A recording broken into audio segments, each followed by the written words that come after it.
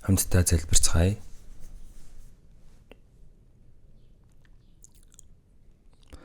Биднийг хайрладаг ариун өршөөнгүй Тэнгэрт байдаг бидний Бурхан Аамен.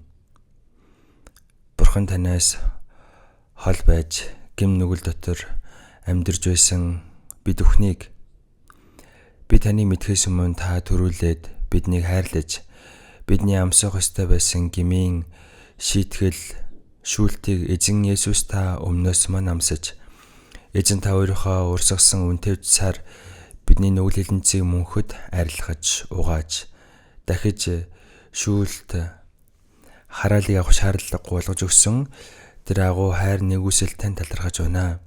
Энэ цаг мөчид эзэн таны үнэтэй цаар аврагдсан бид өхөн эзэн таны өмнө хамтдаа цуглаад эзэн таны гайхалтай хайр нэгүслийн магтан дуулан энэ үгийг суран эзэн дотор ариун сүнрүүгтэй нөхөрлж байгаадаа үнэхээр талархаж байна. Энэ цаг мөчид эзэн та бидний дунд хамт байгаа гэдэгт итгэж байна. Та хүн тус бүрийг ажиглан анхаарч Бурхан минь та өөрийнхөө өршөөнгүй мутраараа түшин тулж өгнө. Бидний дунд одоо хүртэл Бурхан таны хайр нэгүслийг үнэнгээс ухаарч чадаагүй хүмүүс байгаа бол та тэр хүмүүсийн сэтгэлийг нээж өгөөд Бурхан таны агуу хайр нэгүслийг тэр хүмүүс ухаарч чадхад та туслаарай. Мөн эзэм та өөрийнхөө үгээр биднийг өдөр болгон шинчилж, ариусгаж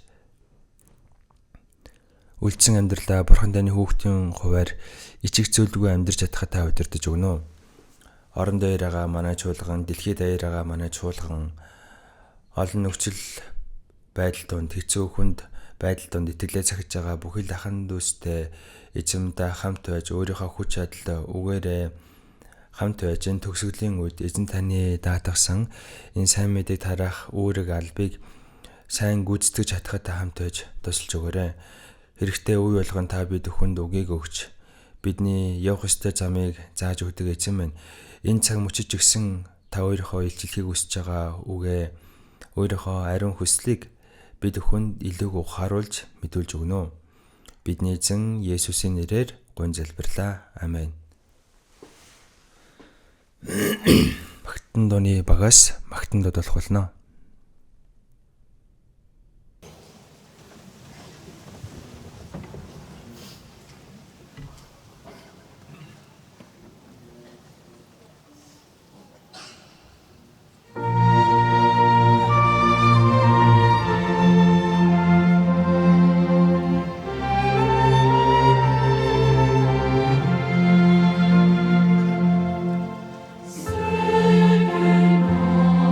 Sing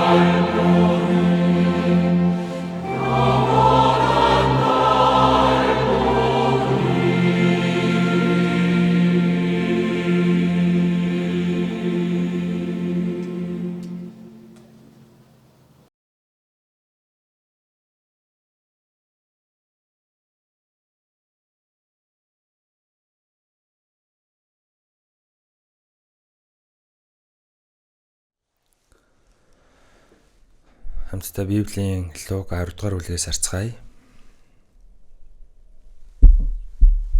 Луг 10.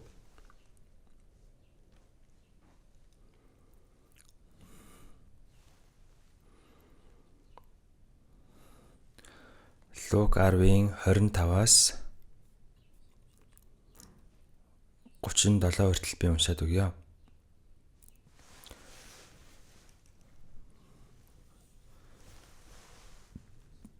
Луг 25-ын 37 хүртэл. Үзэгтэн нэгэн хуйлч босож түүнийг сорин багшаа мөнх амийг өвлөн авахын тулд би яах ёстой вэ гэж асуухад тэр түүнд хуйлд юу гэж бичигдсэн байдаг вүлээ? Чи хэрхэн уншдаг вэ гэхэд тэр чи эзэн бурхнаа бүх зүрх, бүх сэтгэл, бүх хүч, бүх оюун ухаанаараа хайрл. Мөн хөршөө өөрийн адил хайрл гэв. Тэгтэн Есүс чи зөв хариуллаа. Үүнийгээ үйлд тэгвэл чи амьтаа болно гэв. Харин тэр өөрийгөө зөвтгөх гэж Есүст миний хөрш гэдэг чинь хэн бэ гэжээ. Есүс хариуд нь нэгэн хүн Иерусалимаас Иерихо орохоор явж байгаад дээрэмчдийн гарт өртжээ. Тэд түүнийг нүцгэлэн зодоод амьтаадуудын орхиод оджээ. Тохиолдлоор нэгэн дахилч тэр замаар явж байгаад түүнийг хармагцаа дэрэгдүүр нь өнгөрөөд явчихав. Түүнчлэн нэгэн Леви хүн мөн тэнд хурж ирээд түүнийг хармагцаа дэрэгдүүр нь өнгөрөөд явчихжээ. Харин түүгээр явж байсан нэгэн Самар хүн түүнтэй таарчээ. Тэр түүнийг хараад өрөвдөн түүн дээр ирж шарханд нь тос дарс асгаж богоод унаан дээрээ тэгнэн дэм буудалд хүргэж ирэв. Тэгээд түүнийг асарчээ. Маргааш нь тэр 2 динар авч буудлын эзэнд өгөөд түүнийг асарч байгаарэ. Та илүүг зарвал би буцахтаа танд дахин төлье гэжээ. Энэ гурвын хэн нь дээрэмчдийн гарт орсон тэр хүний хөрш болсон гэж чи бодож байна гэхэд тэр түүнд инэрлийг үйлчнэн гэв. Есүс түүнд явж үүний адил үлдэгтэн гэжээ.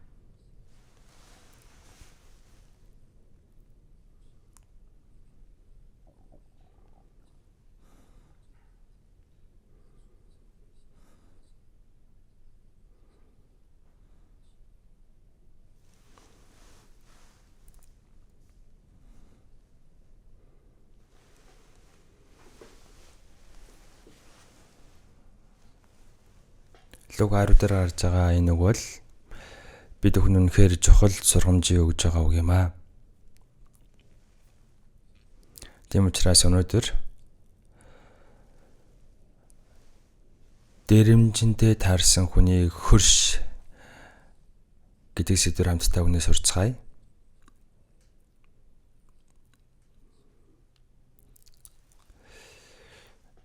Библиэс нь мараар байнга юм угардаг.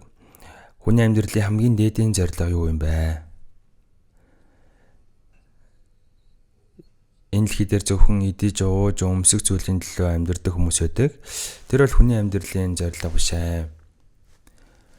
Харин хүний энэ дэлхий дээр амьдарч явах хугацаанд биелүүлэх ёстой хамгийн дээдийн зорилго бол сүнсний асуудал, эрх ертөнцийн талаарх асуудал, мөнхийн ертөнц рүү ойрох асуудал юм.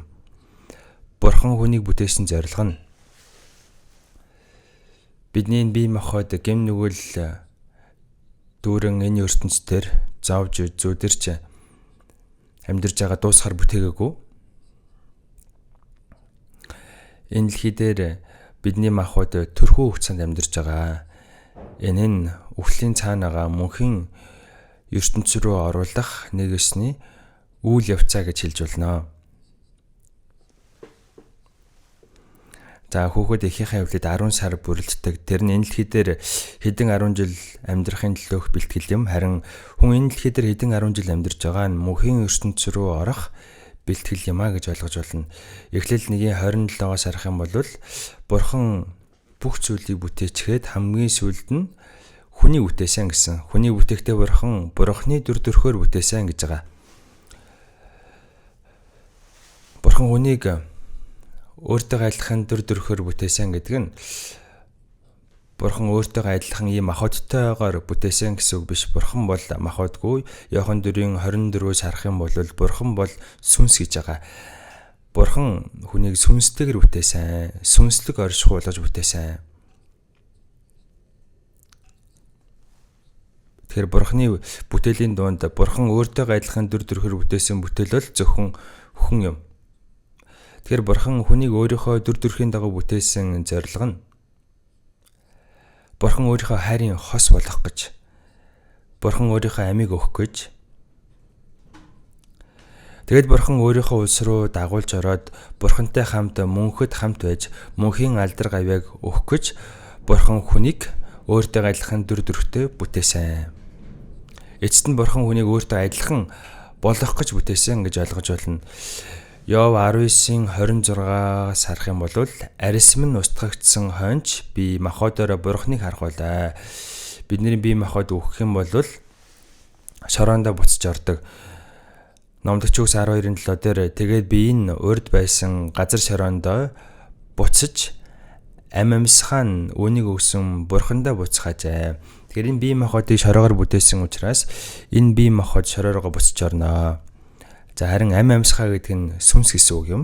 Энэ сүнсийг Бурхан өгсөн учраас хүн хөх мөчөд энэ сүнс буцаад Бурхан руу очдог. Луг 12:20 дээр нэг мунхаг баянд ингэж хэлсэн байгаа. Мунхаг яг энэ шүн амьчин чамаас нэхэгдэх болно. Тэгвэл чиний бэлтгэсэн хэн эзэмших вэ гэж альджээ. Ингэж хэлсэн байгаа. Энэ сүнсийг Бурхан өгсөн учраас Бурхан буцаагаад хураадаг, буцаагаад авдаг гэсэн үг.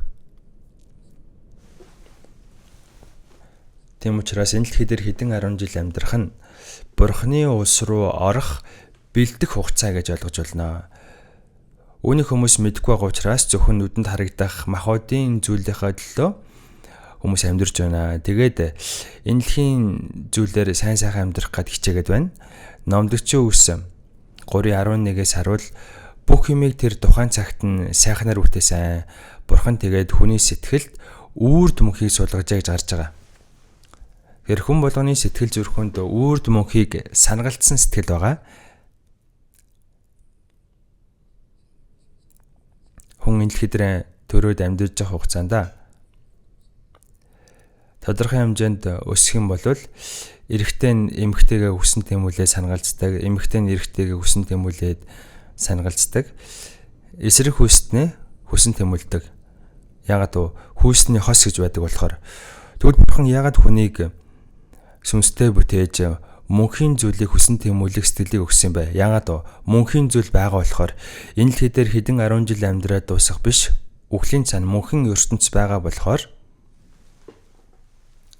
Бурхан тэгж үтээсэн бахнэ. Модны навч мэрж иддэг ут агуултай. Жохон байжгаад уутандаа ороод гарч ирэхдээ тэндээс үцэглэнтэй ирвэхэ болоод гараад ирдэг. Энэ ирвэхийн сүрэг бүр далай хүртэл гаталдаг гэж байгаа. Тэр хүн энэ дэлхий дээр амьдарч байгаа шалтгаан нь мөнхийн ертөнц рүү орохын төлөө бэлдэж байгаа гэж ойлгож байна. Арьсам нь устгагдсан хонж би махбодоор Бурханыг харах болоо гэсэн. Амос 4:12-оос харах юм бол Бурхантайгаа уулзахад бэлтгэх тун гэж гарсан байдаг те. За тэгээд Иремья 21:8 дээрээс харуул Бурхан ингэж альцсан байгаа. Эзэн ингэж альдаж байна. Би та нарын өмнө ам болон үхлийн замыг тавьдаг. Бүх хүмүүсийн өмнө мөнх амьтаа болж болох амийн зам байгаа. Бас мөнхийн там руу орох үхлийн зам байгаа. Энэ дэлхий дээр амьдарч байгаад үхэх юм бол үхлийн цаана хоёр ертөнц хүлээж байгаа. Библиэлд үүний тухай маш тодорхой бичсэн байгаа. Аврагдсан мөнхөд Бурханы өмнө байх болно. Тийм учраас Бурхантайгаа хамт мөнхийн алдар гавьяаг илээд амьдрах болно. Харин аврагдаагүй хүмүүсийн хувьд Бурханаас холдох болно. Яагаад вэ? Яагаад гэвэл тэд Бурханы нэгүслийг эсэргүүцсэн болохоор Бурханаас мөнхөд хагацх болно. Матай 25:41-ээс харах юм бол тэгээд тэр зүүн талд байгстад хандан харагдагста надаас зайл диавол болоод түүний элч нарт бэлтгэсэн мөнх галд ороо гэсэн. Уул нь бол энэ тамиг хүнийг явуулах гэж бүтээгээгүй завхарсан тэнгэр элч. Бурхан хүнийг бүтээхээс өмнө тэнгэр элчийг төрүүлээд бүцээж эхэлсэн байсан. Маш олон тэнгэр элч байгаа. Тэр дунд 3 онцгой тэнгэр элч байгаа. Габриэл, Михаил, Люцифер. Энэ 3 тэнгэр элч дундаас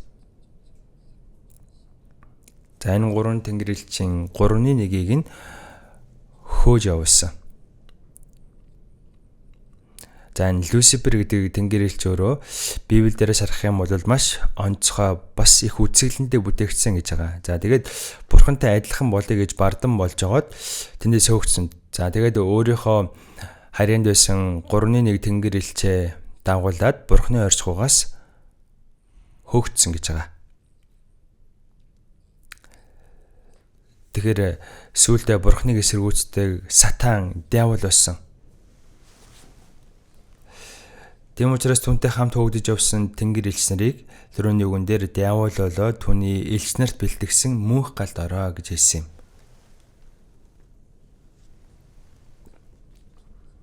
Тийм учраас хүн энэ дэлхий дээр амьдарч байгаа хугацаанд үхлийн цаана мөнхийн ам байгаа.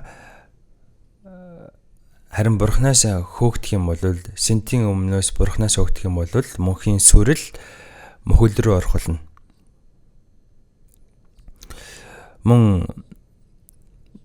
Мөнхийн ам, мөнхийн сүрэл хоёрын өмнө зогссон хүн өөрөө сонголт их хариуцлагатай. За саний унсан үгэн дээрээс харах юм бол нэгэн хуульч. Хуульч гэдэг нь энэ хуулийг заадаг хүн гэсэн үг. Израильчуудад хуулийг заадаг багш гэсэн үг. За тэр хүн Есүсийг сорьсон байна.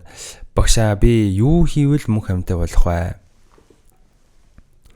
Би юу хийвэл мөнх амьтаа болох вэ гэж асуусан. Юу хийх вэ гэсэн.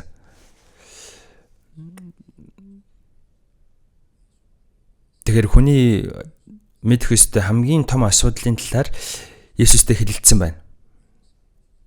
За Есүс бол хүмүүсийг аварч хүмүүст мөнх амийг өгөх гэж ирсэн. Иохан 3:16-аас харах юм бол Бурхан ертөнцийг үнэхээр хайрласандаа цорын ганц үгээ өгсөн. Тиймээс хүүд итгэдэг хэн ч мөхөхгүй харин мөнх амьтаа байх болно.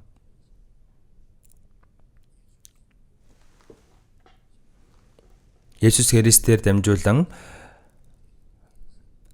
аврагдсан сүнснүүд мөхөхгүй харин мөнх амьтаа болох гэж Есүсийг илгээсэн байна.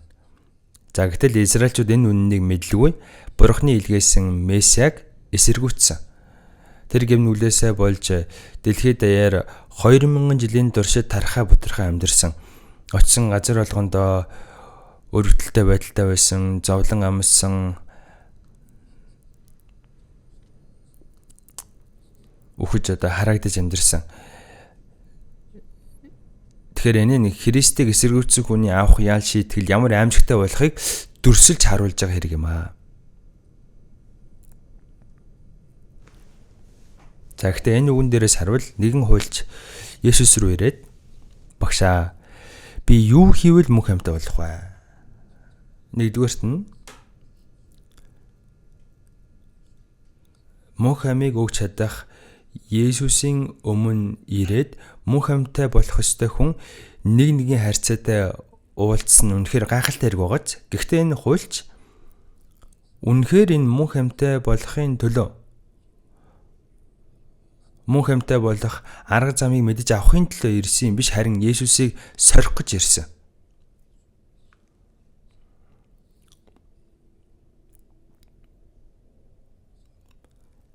Тэгэхээр Есүсийг сорно гэдэг чинь хүн ер нь яаж Бурхныг сорж болох юм бэ? Дэд хууль 6-гийн 16 дээр ингэж гарч байгаа. Эзэн Бурхнаа бүү сороо. Есүс бол Бурхан. Бурхан хэрнээ хүний биеэр энэ дэлхий дээр ирсэн нэгэн. Тэгэхээр тэр хүн Бурхныг сорно гэдэг чинь үнэхээр мулгуу, үнэхээр бардам хэрэг. Бурхныг сорихгүй ш өөрөө өөрийгөө сорих ёстой. Нэдрэг 20:13-5 дээр ингэж гарч байгаа. Та нар итгэл байгаа эсгээ шалга, өөрсдөө судал.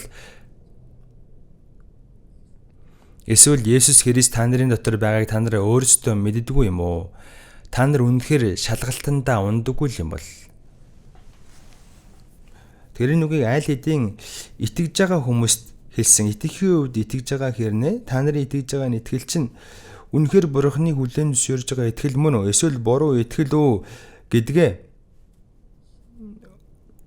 шалгаж үзэх хэрэгтэй. Өөрийгөө сорж үзэх хэрэгтэй. Тэгвэл яаж шалгаж сорих юм бэ? Ром 10:17 дээр тиймээс итгэл нь сонсох нь Христийн үгээр ирдэг гэж байгаа. Бурхны үгийг сонсоод ухаарад итгээд аврагддаг бахна. Тийм учраас энэ үгийг сонсоод ухаарад итгэдэг олон хүмүүс итгэхийн үед итгэдэг хэрнээ Бурхан байгаа гэдэгт итгэдэг. Мөнхийн Деважин там байгаа гэдэг ч гэсэн итгэдэг. Мөнх амьтаа болохын тулд итгэхийн үед итгэдэг хэрнээ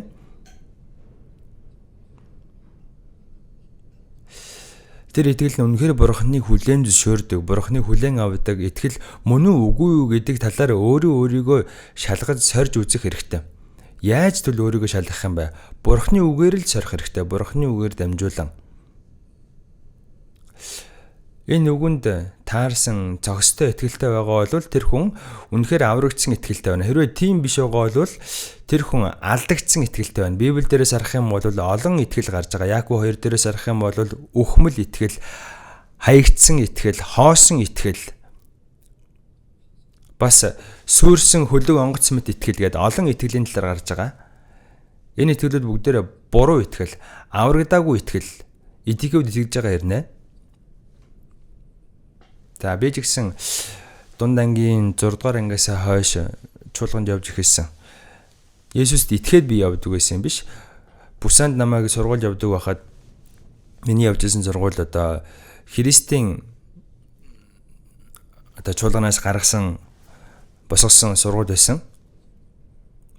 За тэгээд ер нь бол Библийг байнга сурдаг байсан. Библийг байнга сурж байхдаа Бурхан гэж байдгийн байна, сүнс гэж байдгийн байна, там Деважин байгаа гэдэгт би итгэдэг байсан. За тэгвэл би там руу биш Деважин руу орё гэд үнэхээр хичээнгүйлэн амьдрдаг Христэд итгэж юм болсон. Өөрийн залбиралч явдаг байсан, заримдаа шүнжэнгөө залбирдаг байсан. Библийг ч үнэхээр хичээнгүйлэн мэрийгэл уншдаг байсан. Теологийн сургууль бас сурсан. За тэгээ үнэхээр би идэвхтэй хичээнгүйлэн сурдаг байсан учраас Нунчун гэдэг чуулганы хандад хариуцсан. Тэнд би 2 жил сургаал заасан. Тэр үеч гэсэн би өөрийгөө хамгийн сайн итгэлтэй хүн гэж боддог байсан. Тэгж байгаа дунд нэг асуудал үүссэн. Дахин төрсөн үү гэж надаас асуух үед нь тэгэлгүй яах вэ? Би дахин төрсөн болохоор ингэж амьдарч байгаа шүү дээ гэж хариусан. Гэхдээ үнэхээр та дахин төрсөн үү гэж асуусан. За хүний бие махбодсан амьдралд ганцхан удаа төрдөг. За энэ сүнсээр ч гисэн тийм ээ хүн Бурхны өмнө нэг л удаа ганцхан удаа дахин төрдөг born again гэж байгаа. За энэ талаар би бүр дэлгэрэнгүй нарийн нухацтай бодоод үтсэн чинь өөртөө итгэлгүй байсан. Сэргэлтийн цуглаанд явхаар ингээл заримдаа огцон баярлал огшдог байсан. Тэр ч гэсэн дахин төрөл биш байсан. За тэгэл би хүнээс асууж чадахгүй байсан, хүнд хэлж чадахгүй байсан. Ганцаараа шаналж явж байгаад 1962 оны 10 сарын 30-ны оройн 8 цагт миний онол төдий сургамж төдий мэддэг байсан Есүс Христийн загалмай надтай ямар холбоо хамааралтай болохыг би үнэнгээс ухаарсан. Толгоогоороо биш өөрийнхөө мэс чанараараа миний бүх эргэлзээ, бүх төгшөөр арилсан. Надад итгэгдсэн. Тэр өдөр би аврагдан дахин төрсөн. Тэрнээс өмнөх амьдрал, тэрнээс хойших амьдрал ойлгомжтой шал өөр.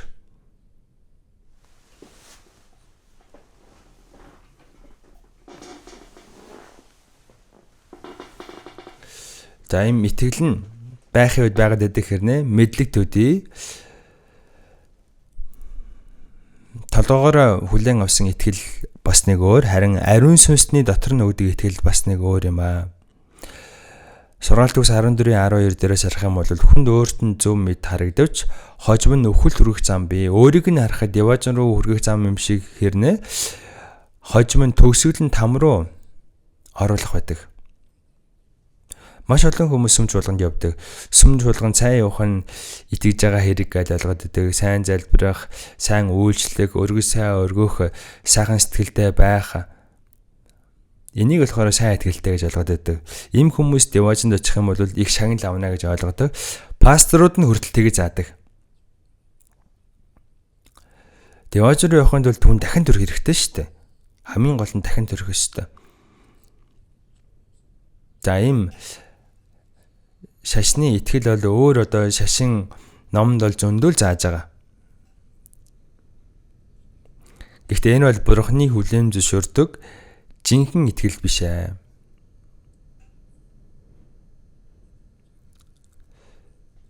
Тийм учраас таны итгэж байгаа итгэлийг бурхан хүлээн зөвшөөрж байгаа юу үгүй гэдгийг сорих хэрэгтэй. Өөрийгөө сорих хэрэгтэй. Бурханыг сорих биш. Өөрийнхөө итгэлийг өөрөө судлаад өөрийгөө батлах ёстой. Үнэхээр танд бурханы хүлээн зөвшөөрж байгаа итгэл байна уу үгүй гэдгийг батлах хэрэгтэй шүү. Бурханы хүлээн зөвшөөрдөг итгэл бол Галаат 3:23 дээр гарч байгаа. Итгэл ирэхээс өмнө бид хуулийн дор хүлэгдэж байсан бөгөөд айсуу итгэл илчлэгдэх хүртэл хоригдож байсан билээ. Илчлэгддэг итгэл гэж байна. Тэгэхээр энэ нэгсэндээ бурхан өөрийнхөө үгийг нээж өгөөд бурхан бидний сэтгэлийг онгойлгоод итгүүлдэг итгэл юм аа гэсэн. Колосе 1:6-аас харах юм бол сайн мэдээ та нарт хүрчээ. Та нар бурханы нэгүслийг сонсоод үнэхээр ухаарсан тэр өдрөөс чинь эхлэн гэсэн. Ухаарсан тэр өдрөөс чинь эхлэн. 1-р Тесалоник 1:5 дээр учир нь бидний сайн мэдээ та нар зөвхөн үгээр бус хүч ба ариун сүнс дотор бүрэн баталгаагаар очсон зөвхөн үгээр тарагдсан биш. Бурханы хүч чадал ариун сүнс ба бүрэн баталгаагаар очсон ариун сүнсийн үгийг ухааруулах үед бид бүхний сэтгэл зүрхэнд бүрэн баттайгаар бий болдог байна. Эргэлзээ алга болно. Итгэж хичээгээд болчдөг юм биш, итгэгддэг. Тэгэхээр бурханы үгийг сонсоод ухааруулдаг нэгэн бол ариун сүнс юм.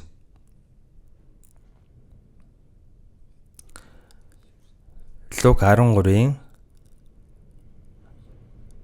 23 дээрээс харуул.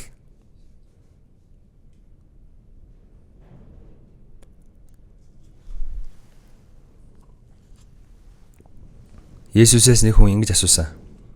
Эзэн минь ээ, авралыг авах хүмүүс цөөхөн үү?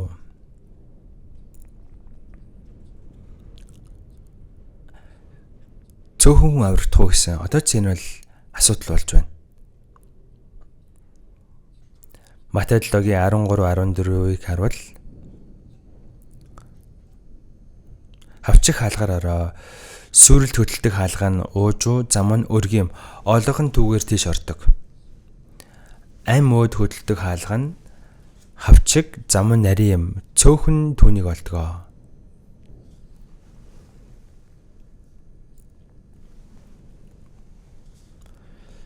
Тийм учраас хавчиг хаалгараа орохыг эрэлхийлвч эс чадах нь олон ажээ. Лук 13-ийн 24 дээр ингэж гарч байгаа. Деваж руу орохыг эрэлхийлвч деваж руу орё гэж итгэж байгаа хүмүүс бүгдээрээ уулна гоё. Гэхдээ эрэлхийлвч эс чадах нь олон ажээ гэсэн.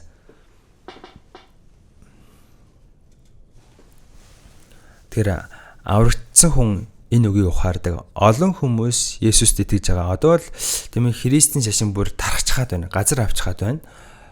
Олон урсгал байна, олон пастор байна, олон өсөм чуулган байна. Хүмүүс их хичээл зүтгэлтэй байна, үнэхээр агуу байна, үнэхээр мундаг байна. Үнэхээр мундаг залбирч байна.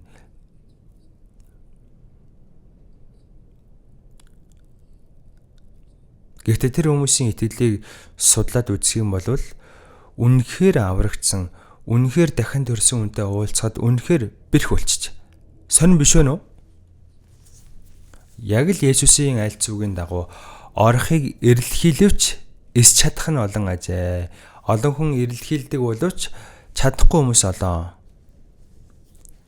Тэгэхээр бид хөө энэ үгийг чинь үнэхээр нухацтайгаар бодож үзэх хэрэгтэй.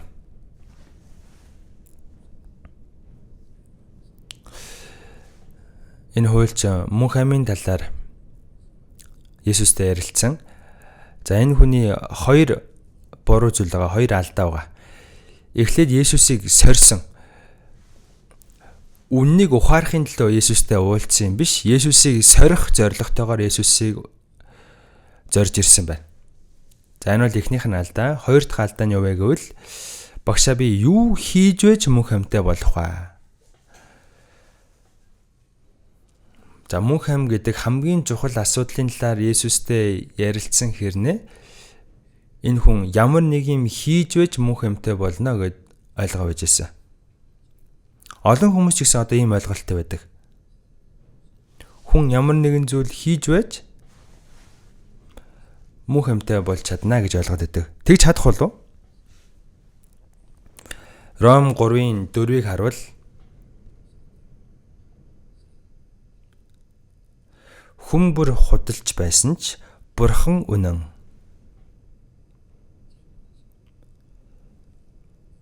Үнэн нэгэн бурханаас өөр байхгүй. Хүн болгон худал, хуурамч. Зүрх гэдэг бүхнээс илүү хуурамч, эдгэршгүй өвчтэй гэсэнтэй. Бурханыг харахад хүн болгон худал, хуурамч юм. Ром 3:20 дээрээс харуул. Учир нь ямар ч махбод хуулийн үлсээр түүний өмнө зөвтгөгдөхгүй. Хуулийг сахиад зөвтгөгдөх хүн гэж хаач байхгүй. Энэ хуулийг сахиж зөвтгөгдөх биш ээ. Зөвтгөгдөж чадахгүй нь хууль бол зөвхөн нүглийг мэдүүлэгчл юм. Нүгэлтэн гэдгийг ухааруулах зорилготой. Тэгэхээр энэ хуулийг сахиад яваачнд орж чадах хүн гэж байхгүй. Галат 5:4-өөс харуул. Хуулиар зөвтгөгдөхийг оролдож буй та нар Христэс таслагдаж нэгүслээс салж унжээ. Тэгэхээр энэ хуулиар дамжуулан зөвтгөгдөхийг хүсэж байгаа хүмүүс чинь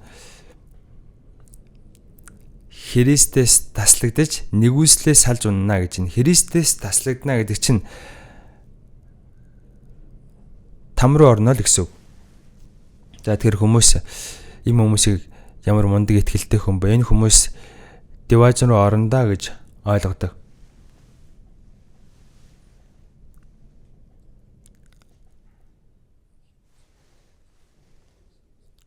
За усан сэлж чадахгүй хүн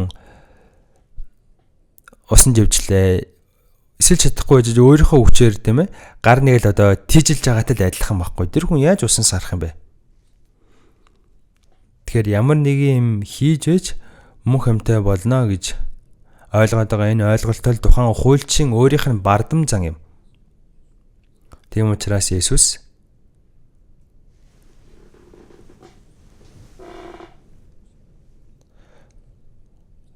хууль нь юу гэж арддаг вэ? Чи юу уншсан бэ гэж асуусан. Тэр үед яг л хуульч шиг тодорхойлтыг хэлдэг.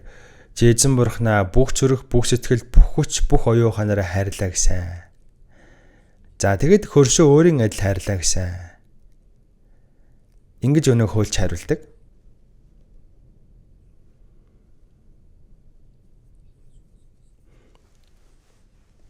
Харин Есүс чи зөв хариуллаа. Хуульч хүн одоо нэгсэндээ доктор гэсэн үг шүү дээ. Тэгэхээр маш зөв тодорхой хариулсан байна. Үүнийг үйлд тэгвэл чи амьтаа болно. За Есүс түнд хуулийг сайн мэдлээ гэдээ яваачнд орохгүй. Гол нь үйлдэх хэрэгтэй. Үйлд тэгвэл чи амьдрнаа.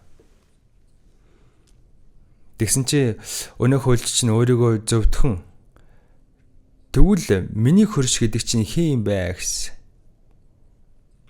За тэгэхээр улам л буруутай дагууч.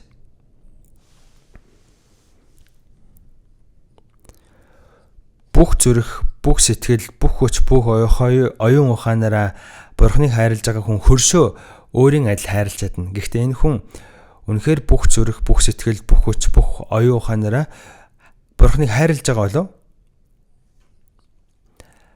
Адамын өрөөдөн бол төрөлхийн гэм нүгэлтэн болж төрсөн. Тэгэд Бурхныг ашиглах гээд байгаа болохоос ш Бурхныг бүр тэгтлийг хайрладаг хүн гэж байхгүй.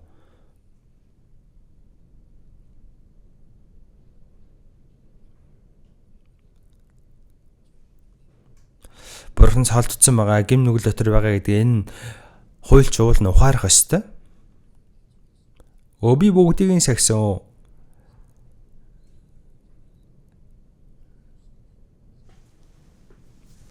Чи хөршөө өөрийн адил хайрл гэсэн.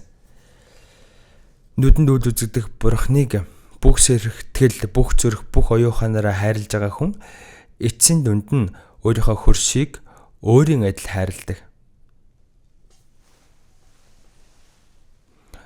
Хөрш нь өсөх юм бол өөрөө өсөж байгаа юм шиг, хөрш нь өвдөх юм бол өөрөө өвдөж байгаа юм шиг хөршөө яг л өөрийн адил хайрлах ёстой. Харин энэ хуульч өөрийгөө зөвтгөх гэж би чадна уу гэсэн. Тэгвэл миний хөрш хэн юм бэ гэж асуусан. Үнэхээр бардам сэтгэлтэй байгааз. Энэ хуйлнаас нэгийг захиагүй үжиж сагсан гайл. Өөрийнхөө бүх сэтгэл, бүх хүч чадлаараа бурхныг хайрласан юм шиг. Тэгэд хөршөө би өөрийн адил хайрлаж байна. Миний хайрлах ёстой хөрш хэн юм бэ гэж өөрийгөө зөвтгөж асуусан байна. Үнэхээр бардам байгааз, хоёр нүртэй байгааз. Матай 23:25-аас харуул хоёр нүрт хуулийн багш нар фарисеучуд та нар золгүй яа.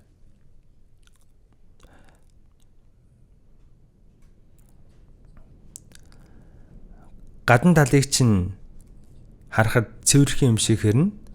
Харин доторх чинь онгорхой булш ховын сонирхол дүүрэн ажээ. Танаа тодорхой цэвэрл. Тэгвэл гаднах чинь ч гэсэн цэвэрхэн болно гэсэн. Хүний зүрх гэдэг бол бүхнээс илүү хурамч, эдгэршгүй өвчтэй. Яаж тэгвэл энэ зүрх сэтгэл цэвэрших юм бэ? Аврагдаж ариун сүнсээр өөрчлөгдсөн цагт цэвэршин. За тэгээгүйж өөрийгөө зөв гэж эндүрэл хуулийг сахиж чадах юм шиг царайлах чинь бүгдээрээ хоёр нөр бас хийоосон бардамнал юм.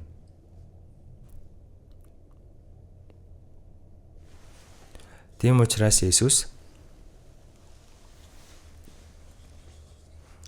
энэ хүнийг зэмлэж жишээ татаж ингэж хэлсэн байна. Чиний хөрш хэн юм бэ? Миний хөрш хэн юм бэ гэсэн. Би хөршөө хайрлах чаднаа. Миний хайрлах ёстой хөрш хэн юм бэ гэсэн. За тэр үед 30-таар Иесус нэгэн хүн Иерусалимээс Иерихо руу явж байгаад дээрэмчдийн гарт өртжээ. Тэд түүнийг нүцгэлэн зодоод амьтад өдий орхиод оджээ. Нэгэн хүн Иерусалимээс Иерихо руу явж байгаад Иерусалим бол ариун хот. Бурхны ариун өргөө байдаг бурханд үйлчлдэг газар. Тэр Иерусалимээс холдоод Иерихо руу уруутсан байна. Иерихо бол хараагдсан газар.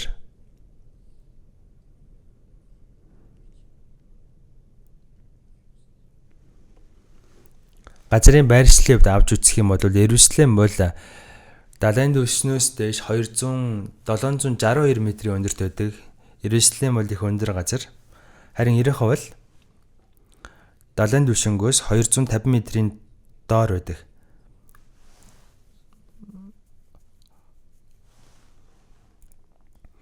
Тэндээс ахиж явахын доошлох юм бол сүнсэн тэнгис байгаа.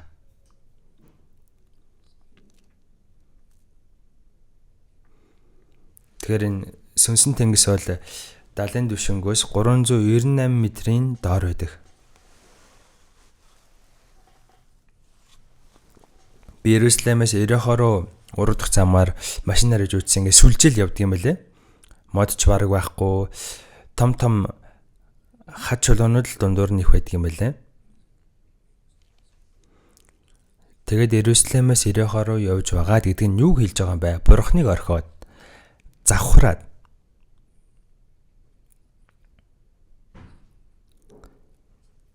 жоохон доошлох юм бол сүнсэн тэнгис бол үхмэл далай. Ямар ч амьд үйд байхгүй. Энэ сүнсэн тэнгис нь тамыг илэрхийлж байгаа. За тэгж байгаа дээрэмчинтэй таарсан гэж байна. Дээрэмчид тэр хүмүүсийг нүцгэлээ, зодоод амьтад өдий орхиод оджээ. Бараг өөх гэж байсан гэсэн үг. Нүцгэлээ, зодоод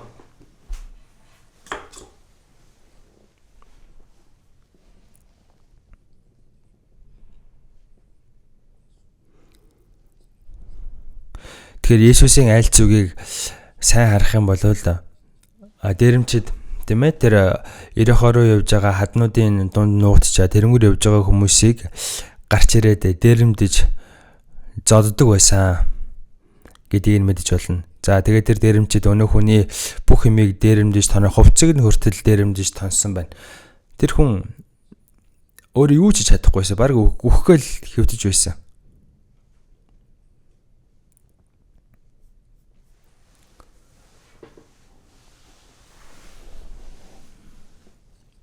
Энэ дөрвөн Есүсийг харахад энэ дэлхий дээр байгаа бүх хүмүүс энэ дээрэмчэндээ таарсан хүнтэй адилхан байгаа. Бүх хүн Бурхныг орхиод Ерихо руу явж байгаа. Жоохон байж байгаа там руу орно. Бурхан руу нуруугаа харуулад Бурхныг орхиод явж байгаа гэсэн. Энэ дээрэмчингүүд нь диаволыг илэрхийлж байгаа. Энэ диавол нь Бурхныг орхиод явж байгаа хүмүүсийг завхруулад гэм нүгэл хийлгүүлээд тэгээд там руу хүртэл дагуулж орхуулна. Тэгэхээр энэ дэлхийд байгаа бүх хүмүүсийн дээрэмчэндээ таарад үхгэд хэвтэж байгаа хүнтэйг адилхан амьдарч байна гэж ойлгож болно. Энэ хүн тун удахгүй үхэх бол энэ хүн өөрийнхөө хүчээр амьд үлдэж чадахгүй. Тэгэхээр энэ нь Бурхныг орхиод явчихсан, Бурханаас холдсон хүн төрлөختний өрөвдөлтөй байдлыг илэрхийлж байгаа. Харин энэ хуульч өөрийгөө зүтгэх гэж миний хөрш хэн юм бэ гэж асуусан. За тэр үед нь Есүсийн дээрэмчэнтэй таарсан хүний тухай ярьж өгсөн байна. За чи өөрийгөө жоохон мэдэх хэрэгтэй, өөрийгөө жоохон ойлгох хэрэгтэй. Чи Бурхны өмнө ер нь хэн юм бэ? Чи бол энэ дээрэмчэндээ таарад амьтай голтой үлдсэн хүнтэй адилхан. Бурхныг орхиод гэм нүгэл хийгээд сүрэл мөхөл рүү явж байгаа. Тэгээд энэ диаволтой замдаа таарад шарах сорь болчихсон үхтлээ додуулчихсан хүнтэй адилхан. Чи ийм байдалтай байна гэсэн. Хөлийн уулнаас толгой хүртэл эрүүл газар алга, шахаагүй, боогоогүй, тосоор зөөллөөгүй, шарах сорь шалбархаа ярал байна гэж хэлсэн байгаа. Мөн илчлэл 3:17-оос харах юм бол яагаад гэвэл чи би баян хөрөнгөцсөн тул дутах зүйл юу байхгүй гэдэг. Чи хөөрхөлөлтөө өрөдмөр ядуу сохор нүцгэн гэдгээ мэдэхгүй байна. Ийм өрөвдөлтөй байгаагаа ерөөсөө мэдэхгүй байна гэсэн байна.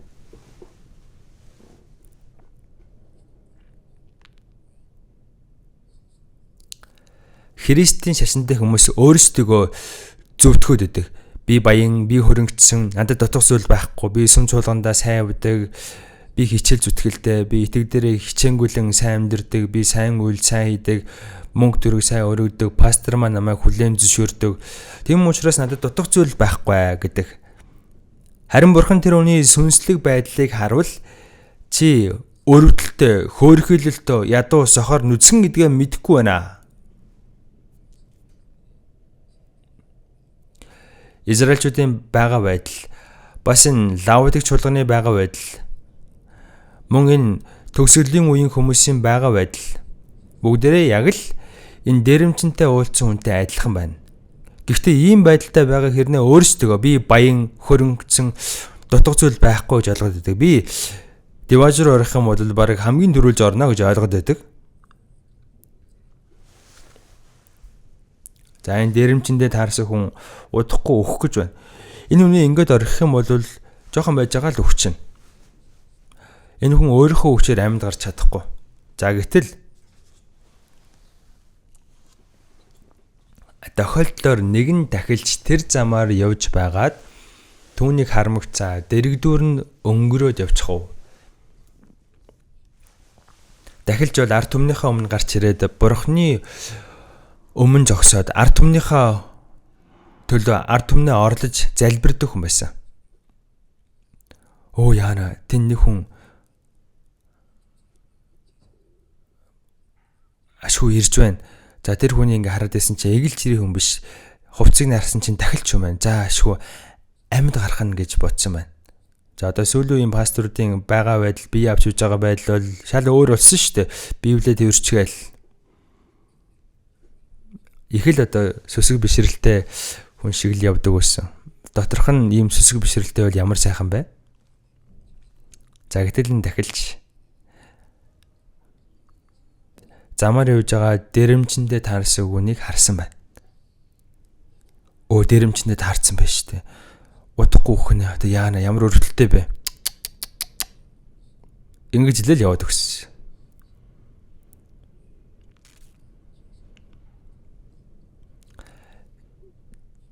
Дахилж ийм ариун хүн Бурхны өмнө зогсоод ард түмнийхээ төлөө залбирдаг байсан хүн аварж өгөх нь байтугай зүгээр хажуугаар нь яваад өгсөн. За тэгсэн чинь жоохон байжгаад 32-ыг харвал түнчлэн нэгэн леви хүн мөн тэнд хурч ирээд түүнийг хармагцаа дэрэгдүүр нь өнгөрөөд явчихжээ. За үнэхээр хичээнгүлэн амьдардаг хөдөлмөрч хүн энэ бурханд үйлчлдэг ажил хийдэг хүн шүү дээ.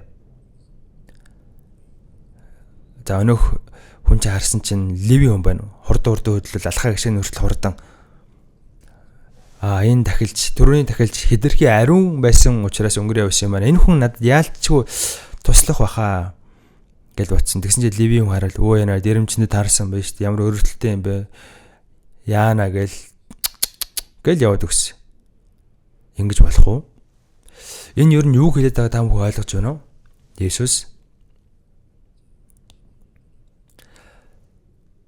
Бурхныг орхисон бүх хүмүүс Иерусалимаас Ирихо руу явж байгаа хүмүүстэй адилхан Бурхан руу нуруугаа харуулад энэ дэлхий дээр завхраад диавол сатанд дээрэмдүүлээ тонуулаад баг өөх гэж байгаа хүнтэй адилхан өөрсдийнхөө хүчээр амьд үлдэх боломжгүй тийм байдалтай байгаа. Өөрсдийнхөө хүчээр аврагдах боломжгүй, өөрсдийнхөө хүчээр гэм нүглээ уушлуулах боломжгүй байдалтай байгаа. Гэхдээ дахиж хажуугаар нь өнгөрсөн гэж энэ юу гэсэн үг юм бэ? Олон мундаг, олон чадвартай пасторууд өнгөрсөн. Ариун сүнсээр дүүрсэн юм шиг, дүүрэн юм шиг, ариун юм шиг.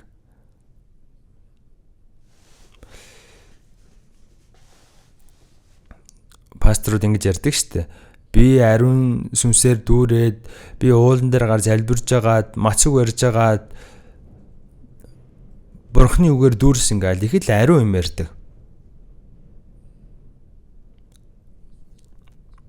Тэр хүмүүс аварч чадахгүй шүү дээ. Зүгээр л өнгөрсөн.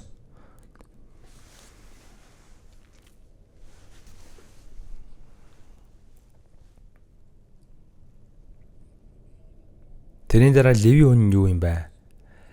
Хичээнгүлэн үйлчлдэг хүн. Өөрөө өөрийг нь хэлж байгаа. Хүнийг өөрийг нь хэлж байгаа. Сүмж болгонд явдаг, эзний өдрөө сахидаг, үйлчлдэг, өргөлөө өргөдөг, сайн үйл хийдэг. Өөрийг яг леви хүн шиг байлгадаг хүмүүсийг хэлж байгаа. Өөрийнхөө хичээл зүтгэл, өөрийнх нь энэ эрмэлзэл тэр хүнийг аварч чадах болов? Энэ ч гэсэн зүгээр л өнгөрөн одно. Өөрийн хичээл зүтгэл, өөрийн сайн үйл, өөрийн шашинлаг, онол, сургаал өөрийг нь аварч чадахгүй. За гэхдээ 33-ыг харвал харин түүгээр явж байсан нэгэн самар хүн түүнтэй таарчээ.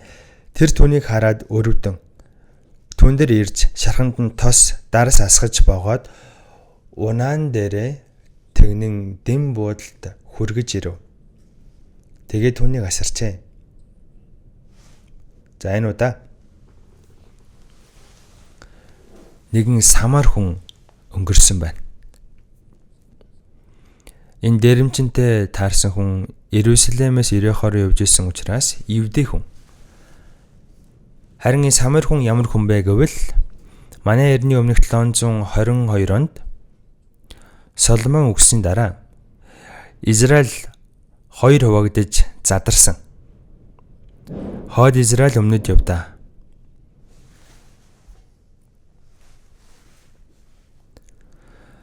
Хойд Израиль манай эртний өмнөх 722 онд Ассирчуудын дарлалд орж мөксөн.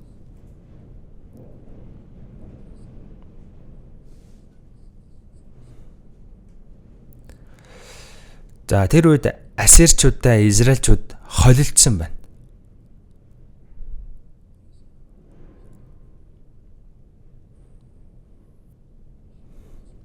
Тэгэд Библийг харах юм бол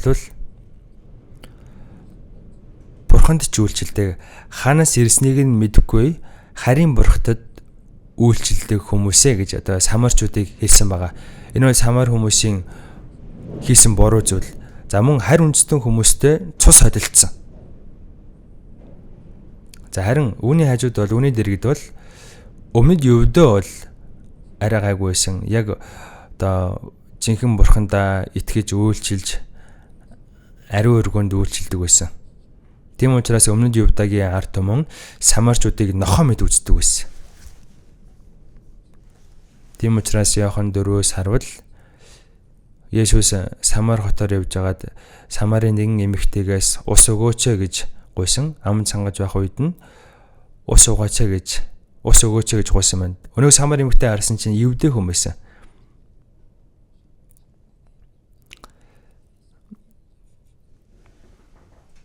Та евдээ хүн мэж яагаад та Самар хүнээс ус гуйгаад байгаа юм бэ гэж хэлсэн.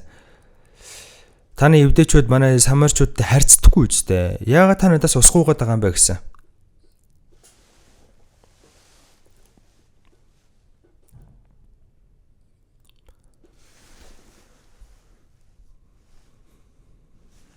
За мөн Иохан 8:48-ыг харвал за Иесус евдээчүүдэд та бол Самарих тань зүтгэр шүгсэн гэж бид зөв хэлсэн босуу гисгэхэд евдээчүүд Есүсийг ингэж үл тоож доромжилж байсан. Та бол Самар хүн. Тань зүтгэр шүгсэн. Би Бурхны үед тунгаглаж байхад та нар намайг ингэж үл тоомсорсон.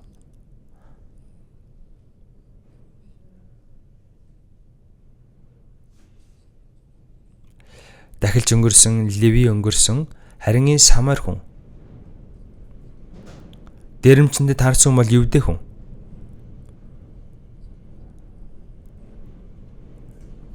Магадгүй ус санжсэн болвол өнөө Самар хүн чинь өнөө Самар хүнийг чи хараа тийм ээ. Нөгөө Самар хүн чи явж гин нөгөө Самар хүн чи хөвч чинь. За одоо тэгэл өхүүл дээр үз амьд үлдвэл Аз үзгээл өнгөрнө шүү дээ. Гэхдээ Самар хүн тэгэлгүй түүнийг өрөвдөн ойртож түүнээр ирээд шарханд нь тос дарс асгаж боогоод гэж байна. Унаан дээрээ тэгнэн дэм буудалд хүргэж ирэв.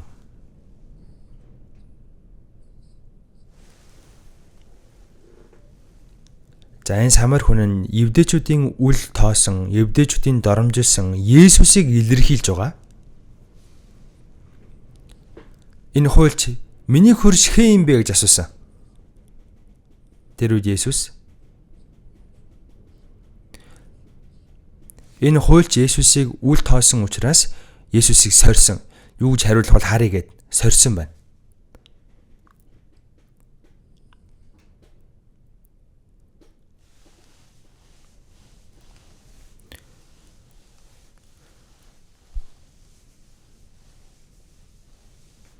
Есүс түнд ингэж хэлсэн. Чи бол дэрэмчэндээ тараад амьтаа голтой үлдсэн хүн шүү.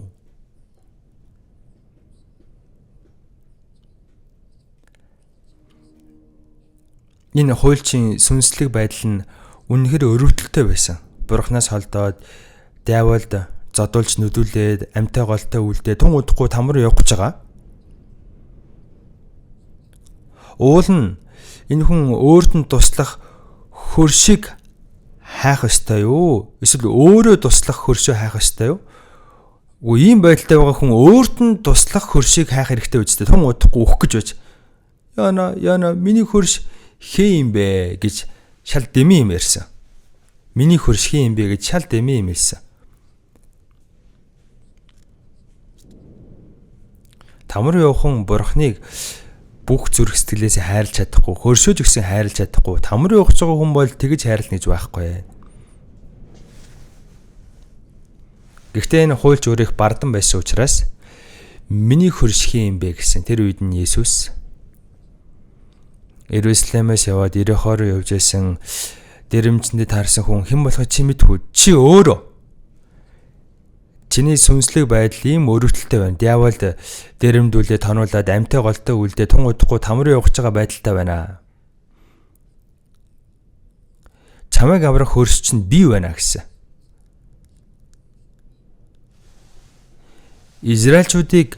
Израильчуудын доромжлоод байгаа үйл тоогоод байгаа Есүс бол өнөөх дээрэмчинтэй таарсан хүнтэй уулзсан самар хүн юм. Сайн самар хүн.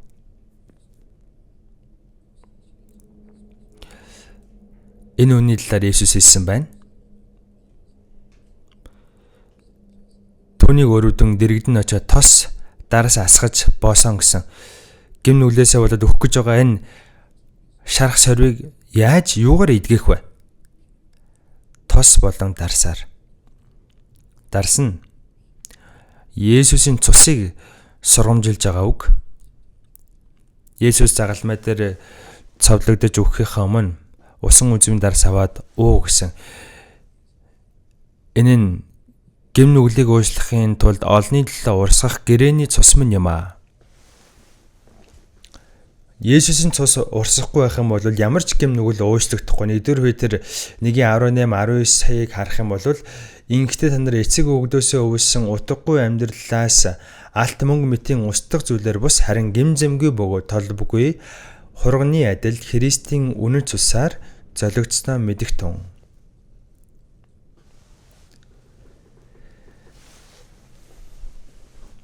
Гимзэмгүй толбгүй хураг болох Христ Есүс өөрийнхөө үнэтэй цусыг урсган бидний нүгэл хилэнцгийг уучилсан. Тэгэхээр энэ усан үзмийн дарс нь эзний үнэтэй цусыг илэрхийлж байгаа. Харин энэ тос нь ариун сүнсийг.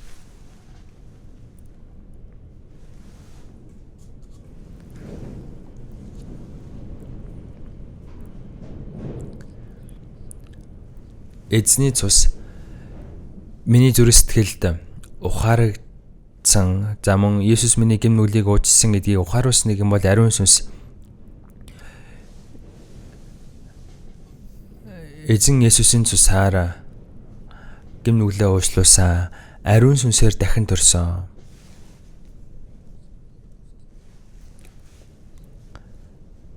Ариун сүнсийн хийсэн ажил нь юу вэ? Эзэн загалмай дээр цовдлогдоод эзэн өөрийнхөө цусаар бидний бүх гим нүглийг уучлсан гэдгийг бидэнд ухааруулдаг.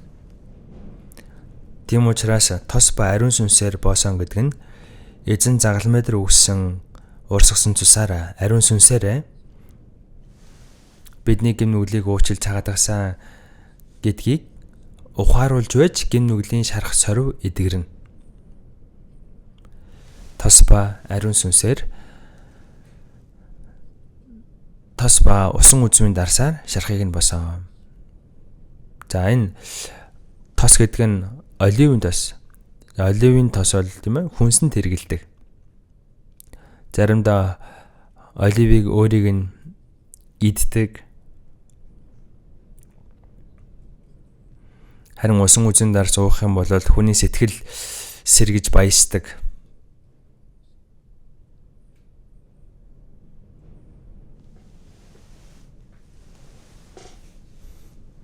Тос ба ариун сүнсийг шархан дээр нь асгасан нь үнэхээр одоо яаралтай үед заримдаа эмчлэхэнд хэрэглэгддэг зүйлсүүд.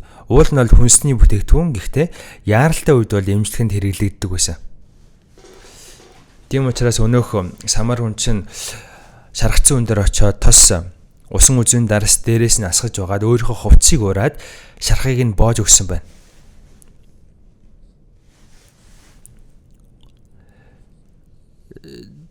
Тэгэхээр ариун сүнс Есүсийн цусыг бид бүхэнд ухааруулж бидэнд итгүүлсэн байна.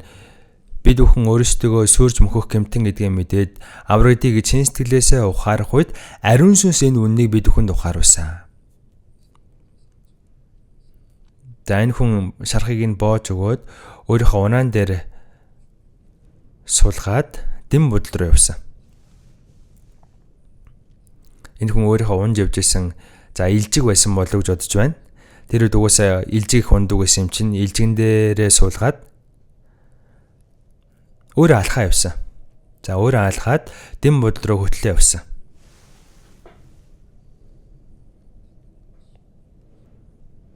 За дээр үед энэ дэм буудал нь бадарчдын амардаг газар байсан.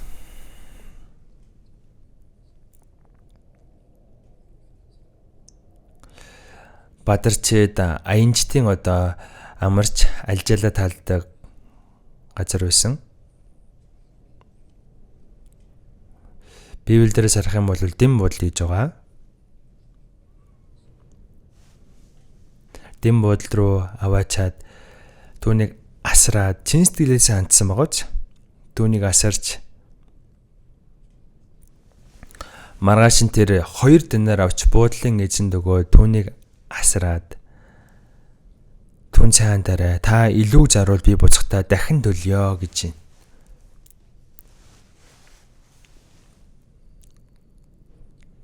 Зүгээр нэг авчраад хайчаагүй. Имжлэгнийх нь мөнгийг хүртэл өгсөн. 2 динар өгсөн гэдэг нь Иохан 1:14-ийг харуул үг нь махуд болж бидний дунд оршин бид түүний алдар сүгүцэн Есүсийг хэлж байгаа. Энэ нь эцгээс цор ганц төрөгчийн алдар бөгөөд нэгүсэл ба үннээр дүр юм аа. Есүс энэ дэлхийд ирээд бидний гим нүглийг залсан нэгүсэл. Мөн энэ үгийг тунгалж байгаа нэгүсэл үнэн. Энэ дэм буудлын эзэн хэмбэ гэвэл энэ дэм буудлыг та бүхэн нь юу болохыг мэдэж байна уу? Чуулах юм. Аврагдсан итгэж хүмүүсийг за энэ хүний одоо шархыг нь боогоод эмчилж гисэн үхлийн аюулаас одоо аврагдсан. За гэхдээ хүн чархсан учраас хэсэгтээ эмчлүүлэх ёстой. Энэ хүнийг байнга хойшд нь одоо байнга асарч тойлох газар бол дэм буудал. Яг түүнтэй адилхан бид бүхэн Есүсийн цус ба ариун сүнсээр аврагдж дахин төрсөн. Гэхдээ бид бүхний гим нүглийн шарах дэндүү хүнд учраас хэсэг хугацаанд буюу хэсэг хугацаа гэдэг нь хязгааргүй гэвэл эзний дахин ирэх өдрийг хүртэл энэ чуулган дотроо байж бид бүхэн эмчлэгдэх ёстой. Эдрэг 21:8-ыг харуул.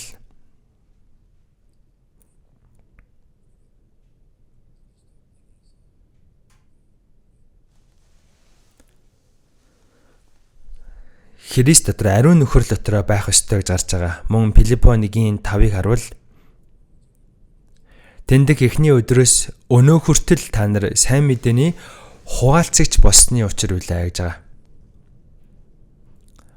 Тэгэхээр нөхөр гэдэг чинь ганцаараа байхыг хэлээгүй, аврагдсан сүрэгтэйгээ хамт байхыг хэлж байгаа. Аврагдсан хүмүүс гэдэг нь ариун сүнсээр нэг болсон хүмүүсийн сүрэг юм. Тэр эзэн биднийг өөрийнхөө чуулганд даатгаж сайн тордорой сайн халамжлаарай гэж үлдээсэн байна.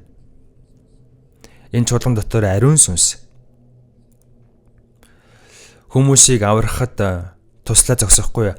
Аврагдсан хүмүүст байнга тусалж, аврагдсан хүмүүсийг эдгэж эмчлэхэд үргэлж одоо харж ханд тусалж байдаг. Өдөр Петр 2:2-ыг харах юм бол үгийн цэвэр сүг нэлэх хүүхдүүд адил хүсэн тэмүүлээ. Ингэснээр та нар авралт өсөх юм а гэсэн. Тэр аврагдсан хүн аврагдах яг тэр агшиндаа үнэхээр нэлэх нарийн хүүхдтэй адилхан маань ихтэй. Цаг хугацаа өнгөрчнөөр байнга өсөж томрох хэрэгтэй. Яг л эзэн Есүс шигэ. Тийм учраас Колосе 1:28-ыг харуул. Бид хүн бүрийг Христэд төгс болгохын тулд бүхий л мэрэгүү ухаанаар хүн бүрд сануулж, хүн бүр зан түүнийг тунгалж байна. Тэр аврагдсан хүн энэ чуулган дотроо тийм ээ байж Бурхны үг болон бүхий л мэрэгүү ухаанаар өсөх ёстой. Энэ чуулган төр байх юм бол бид бүхний итгэлж гисэн төгсөн шиг болно.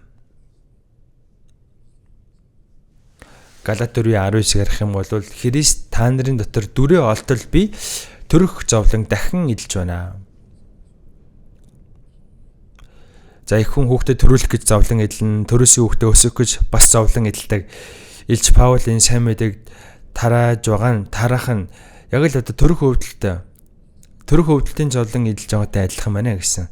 За тэгээд тэрний дараа аврагдсан хүмүүсийг өсгөж, аврагдсан хүмүүсийг халамжилж, тэр хүмүүсийг Христ дотор өсгөнө гэдэг нь бас дахин төрөх зовлон идэлж байгаатай адилхан юм а гэж хэлсэн байна.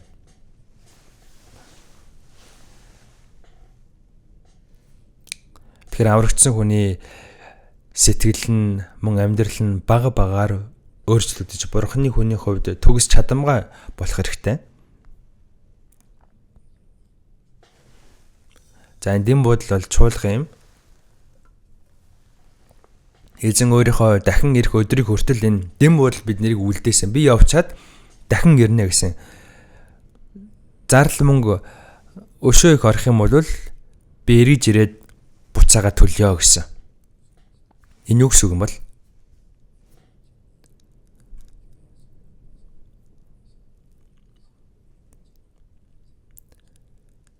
Тэгэхээр энэ нэгүсэл ба үннээр ариун сүнс үргэлж аврагдсан хүмүүсийг анхаарч тордож байгаа. Ром 8:23-ыг харуул биеийн авралыг бид хүлээдэг гэсэн. Филиппо 3:21-ийг харуул эзэн ирэх үед бидний дорд биеийг маань өөрийнхөө цог жавхлантанд биетэй адилхан болгон өөрчилнө. Энэ дорд мөхөс би эзэнтэй адилхан ариун сүр жавхлантай биетэй болж өөрчлөгдөн. Та бүхэн мэдж байгаа юу? Тэгжээж бид өхөн сүр жавхлантайгаар ирэх эзэнтэйгээ уулзч чадна.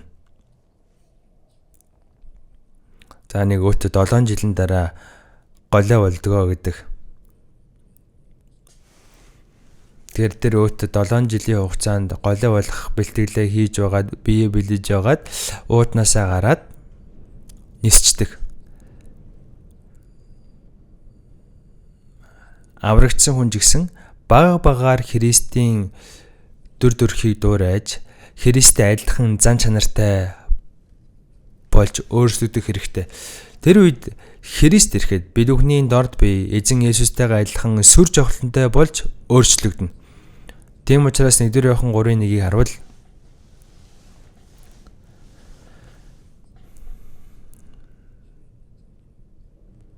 биднийг Бурхны хүүхдүүд гэж дуудуулахаар ямар их хайрыг эцэг бидэнд сойргосныг хараач. Харин түүнийг та нар таниагүй учраас ертөнцийн бидний таньдаг бай.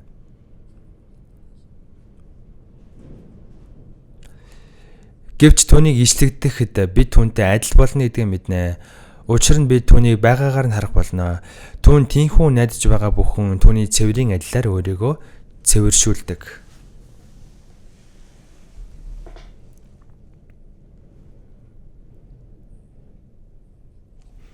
Энэ дорд мөхөс бие маань баг багаар эзнийг дуурайж байгаад эзэн ирэх үед эзэн бидний бие махбодыг хүртэл өөртөө адилхан сүнслэг сүр жавхлантай болгож өөрчлөх болно. Сүр жавхлантай биетэй болж өөрчлөгдөж байж сүр жавхлантайгаар ирэх Есүстайгээ уулзч чадна. Бид түүнтэй адилхан болно. Бид түүнийг байгаагаар нь харнаа. Эзэнтэй адилхан болох учраас сүр жавхлантайгаар ирэх эзэнтэйгээ бид хүн уулзч чадна. Аврагдсан бүх хүмүүс ийм найдвартай. Ийм найдвартай болсон хүмүүс эзэн цэвэр байдаг шиг өөрийгөө цэвэршүүлэх ёстой гэсэн. Өдөр болгон цэвэр байхын тулд ертөнцийн гэм нүглээс хол байх хэрэгтэй. Бид хүн яаж эзэнтэйгээ адилхан цэвэр болж чадах юм бэ? Тэгж чадахгүй ч гэсэн бид хүн бага багаар эзнийгээ дуурайж амьдрах ёстой. Аврагдсан хүний сэтгэл их худал, хуурмаг, хаяа худлаа яриад, муухай юм хийгээл, муухай үйлдэл гаргаал.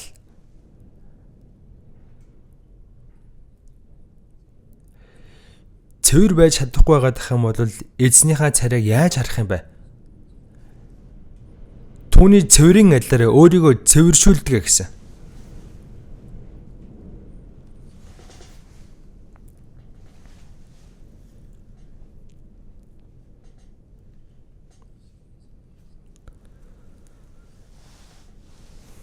Тэгэхээр энэ сайн самар хүн дэрэмчэндээ таарсан хүнийг дэм бодолд үлдээгээд дэм бодлын эзнээс чин сэтгэлээсээ гуйсан 2 динар хүртэл өгөнгөө. Энэ 2 динар нь нэгүсэл ба үн юм.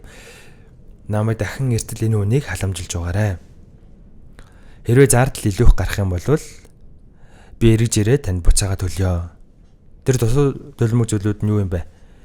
Тэр дутуу дулмаг зүйлүүд нь эзэн ирэх үед эзэнтэй адилхан болох хэлээд байгаа. Эзэнтэй адилхан сүр жавхлантай болж өөрчлөгдөх хэлээд байгаа. Бид нар тийм найдвар байгаа.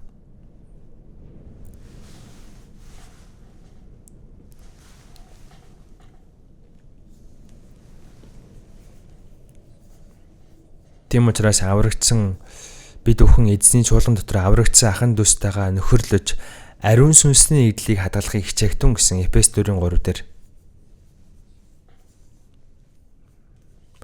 Тэгэх юм бол тэр хүний дотор сүнслэг зүйлсүүд хангагдана, итгэлээрээ өснө. Бурхан бидний бие болон сүнсийг хамгаална. Бас Бурхан өөрийнхөө ариун сүнсээр биднийг удирдна. Тэгэд үлдсэн амьдралаа бид өхөн эсийн төлөө үнэхээр зориулж чадах болно. Аврагдсан хүн дуулал 116-ийн 12 дээр гарч байгаа үг шиг надад хандсан бүх өгөөмөр хишгийн төлөө би эзэнд юуг буцаах вэ? Аврагдсан хүн яавал сайхан амьдрах уу? Яавал элбэг хангалуун амьдрах уу? Зөвхөн өөрийнхөө төлөө, зовсон ч өөрийнхөө төлөө. Зөвхөн тийм ээ өөрийнхөө хар амны төлөө байгаад иж болохгүй шүү дээ. Одоо бид нар аврагдсан хүмүүс учраас бидний хинэн ч өөрийнхөө төлөө амьдэрдэг, хинэн ч өөрийнхөө төлөө өгдөг бай. Ром 14:8 би амьдралаач эсийн төлөө амьдэрдэг, би өглөөч эсийн төлөө өгдөг. Тиймээс амьдралаач өглөөч бид эзнийх амьдрсан ч эсний төлөө, өгсөн ч эсний төлөө. Амьдрсан ч өгсөн ч би бол эзнийх. Амьдрсан ч өгсөн ч би эзнийх. Эдрэг 26-гийн 19-20-ыг харвал та нарын бие бол Бурханаас өгөгдсөн доторч нь байдаг ариун сүнсний сүм гэдгийг та нар мэддэггүй юм уу? Та нар өөрсдийнх биш юм аа. Эзэн үнтэйгээр бид нарыг худалдан авсан. Тиймээс биеэр Бурханыг алдаршуул. Одоо бид хүн үлдсэн амьдралаа намайг аварсан эзэн төлөө зориулах гэж, Бурханыгаа баярлуулах гэж, Бурханд алдрыг өргөх гэж энэ газар дэлхий дээр амьдарч байгаа. Эдрэг 27-гийн 32-ыг харах юм бол 10:31-ийг харах юм бол та нар ийдсэн ч уусан ч юу ч хийсэн Бурханы алдрын төлөө бүхнийг хий. Тэр бид хүн өөрсдийнх амьдралын зорилгыг тодорхойлох ёстой. Аврагдсан хүн байж өөрийнхөө биеийн амрын төлөө, өөрийнхөө сэтгэл зүрхнийхээ төлөө амьдрал дэж болох юм уу? Тэгвэл яаж эзэн таалагдах юм бэ?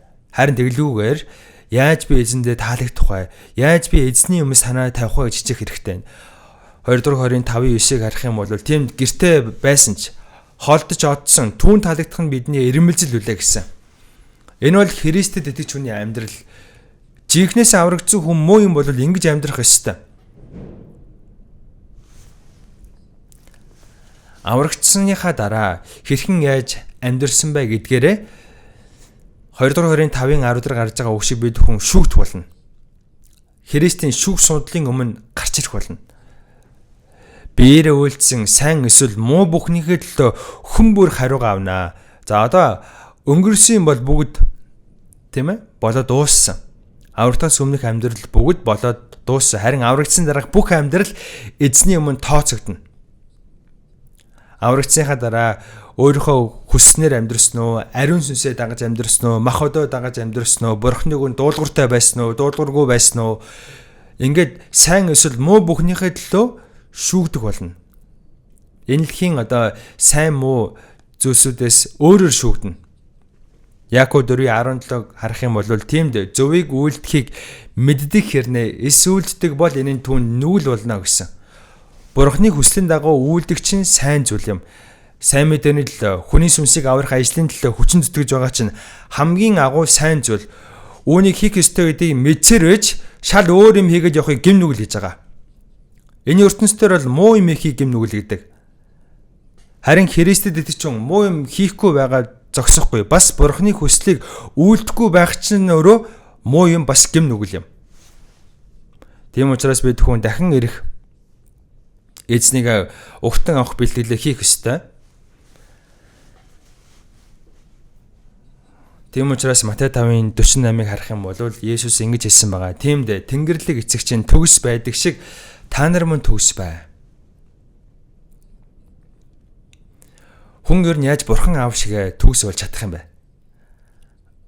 За нэг мундаг аав байх юм бол хүүхдээ хараад чи минь яг талыг дуурайхад л болно гэж хэлдэггүй те. Чи над шиг хүн болоорой гэж хэлдэг.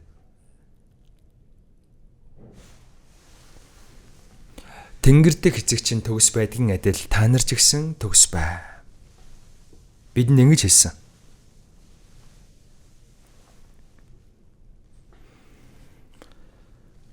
Бурхан Авраамыг 99 настай байхад үзэгдсэн. Авраамаа. Би бол төгс өчөд бурхан. Чи миний өмнө явж гимзэмгүй байхтун. 99 настай байхад нь 100 өргийнх нь яг өмнөхөн. Тэгээ бурхан 100 настай байхад нь Исаакийг өгсөн. Цорын ганцгүй Исаакийг нь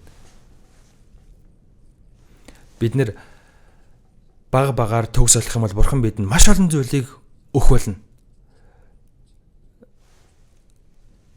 Аав нь хүүдээ олон зүйлийг өгөхийг хүссэн ч хүүхэд нь ингээл шал өөр юм хийгээл хэрэггүй юм хийгээл яваад их юм бол яаж өгөх юм бэ чинь зөв зүйл хийдэг болтол нь төлөвшөл нь аав нь хүлээн үстэй.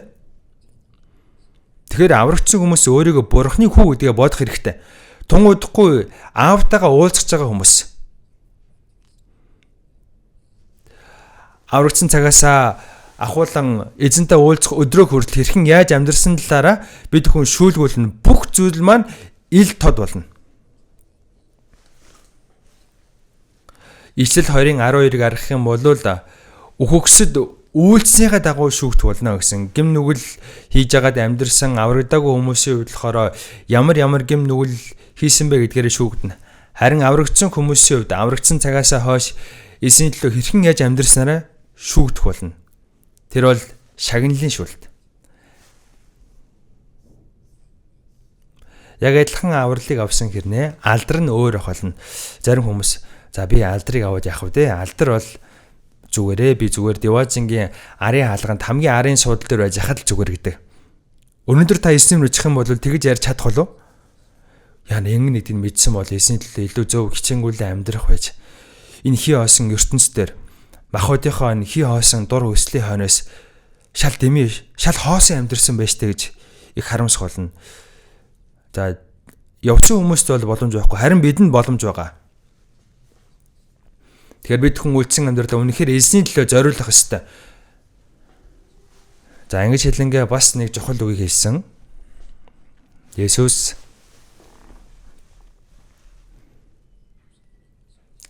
хуульчид хандан ингэж хэлсэн. 36-ыг харвал чиний бодлоор энэ гурван хүний хэн нь дээрэмжинтэй уулзсан хүний хөршин байж чадах вэ? Чижигсэн яваад үүний дагуу үйлдэ гэсэн. Энэ гурван хүний хэн нь вэ гэсэн. Тахилч зүгээр хараад өнгөрсөн, Леви хүн зүгээр хараад өнгөрсөн, Самар хүн харин түүнийг өрөвдөн түүн дээр ирээд тос усан үзмийн дарс асгаж байгаад шархыг нь боогоод өөрийнхөө унаан дээр суулгаад дэм бодол руу дагуулж очоод дэм бодлын эзнээ сайн хүсэмжилж гуйж захаад үлдээсэн. Дахилж Леви, Самар энэ гурван хүний хэн нь дээрэмчинтэй уулзсан хүний хөршин вэ? Энэ юу гэсэн үг вэ? Энэ хуульч өгсөн бэ гэвэл хэн миний хөршин бэ гэсэн. Энэ үгийг та бүхэн сайн ойлгох ёстой. Дундлынхыг нь хасчаад хамгийн сүүлчийнхийг нь чийдсэн үний дагуу үйлд. Есүс дээрэмчинтэй уулзсан хүнийг эмчилсэн шиг чийдсэн Самар хүн шиг бай гэсэн үг биш. Тэр хүн өөрөө дээрэмчинтэй уулзсан хүн байж яаж энэ Самар хүн шиг байж чадах юм бэ? Энэ үгийг буруугаар ойлгож болохгүй шүү. За би дээр үед Мохбод 5 жил сайн мэдээ тарах гэж очоод тэгээд тэндээ бүр үлдээд 10 жил байж байгаад ирсэн.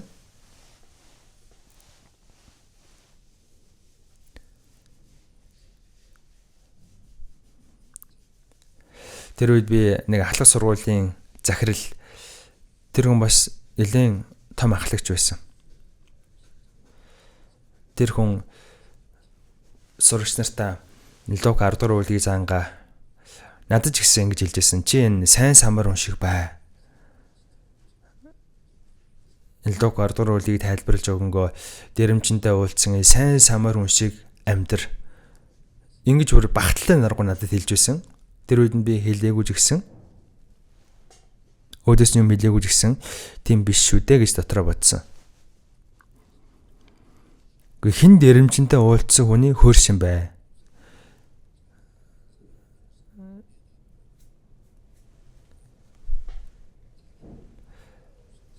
Өөрийгөө аврах хөршийг хаах хэрэгтэй шүү дээ.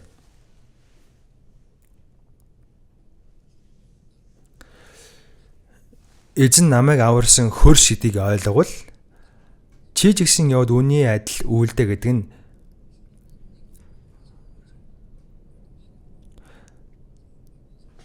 эзэн чамд яаж хандсан шиг чи ч гэсэн бусдад хандаа гэсэн.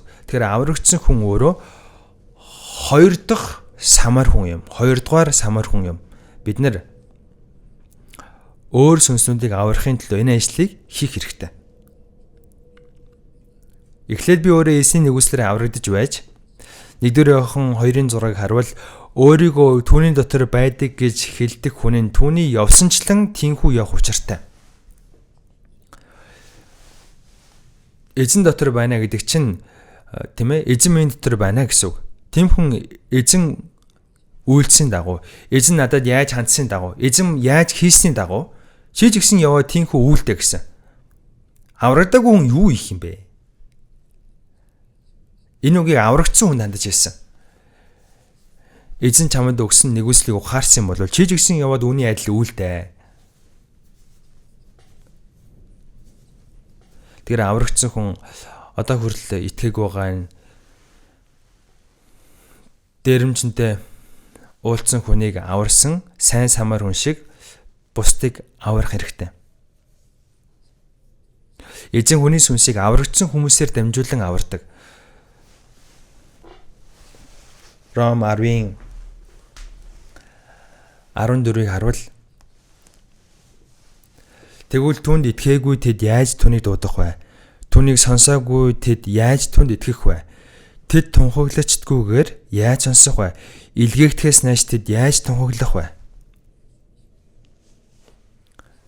Есүс загалмай дээр өгөхөд бидний нүгэл хилэнцгийг мөнхөд цагаатахад уучлж хаад байгаа. Үүний тунхаглахгүй байх юм бол үүнд хэн ч итгэж чадахгүй. Үүнийг хэн тунхаглах ёстой юм бэ? Иохан 20:21-ийг харвал Есүс дахин амьлаад шавнартаа ингэж хэлсэн: амар амгал нь та нарт байх болтугай. Эцэг намайг илгээсний адил би бас та нарыг илгээнэ гэв. Есүс эцгийнхаа хүслийг үйлдэхийн тулд хүний гэм нүглийг өөрийнхөө дээр үүрээ. Тэгээд бид нарыг аварсан. Би ч гэсэн та нарыг илгээнэ. Аврагдсан хүн энэ үннийг тунхаглах гэж энэ дэлхий дээр илгээгдсэн. Аврагдсан хүмүүс амаа жичгээд, амаа жимигээд юу ч дуурахгүй, юу ч хэлэхгүй байгаад иж болохгүй. Тэгвэл хин ч аврагдахгүй. Бид нар ч гэсэн хоёрдугаар самар хүн юм. Чи ч гэсэн яваад үүний адил үйлдэ гэсэн. 1-р Иохан 2:6-ыг харвал өөрийгөө түүний дотор байдаг гэж хэлдэг хүн нь түүний явсанчлан тийнхүү явах учиртай. Эзэн бус хүмүүсийн сүнсийг надаар дамжуулан аврах болно. Галат 2:20-ыг харвал амьд байгаа нь би биш, харин миний дотор амьдрэх Христ юм аа. Идүүгээ махбодтой миний амьдарч байгаа нь намайг хайрлаж миний төлөө өөрийгөө өргөсөн Бурхны хүүхдэд итгэлээр амьдарч байгаа юм аа. Тэгэхээр аврагчсан хүн дотор эзэн одоо байж эзэн ажиллаж байгаа. Тэгэхээр бид хүн сүрж өмхөх энэ сүнснүүдэд эзний нэгүслийн сайн мэдээг тарааж тэднийг аврах ёстой. Аврагчсан хүн бол хоёрдугаар самар хүн юм. Бид хүн бусдыг аврах ажлыг хийх ёстой гэсэн үг. Энэ бүр үнэхээр чухал үг юм. За тэгэхээр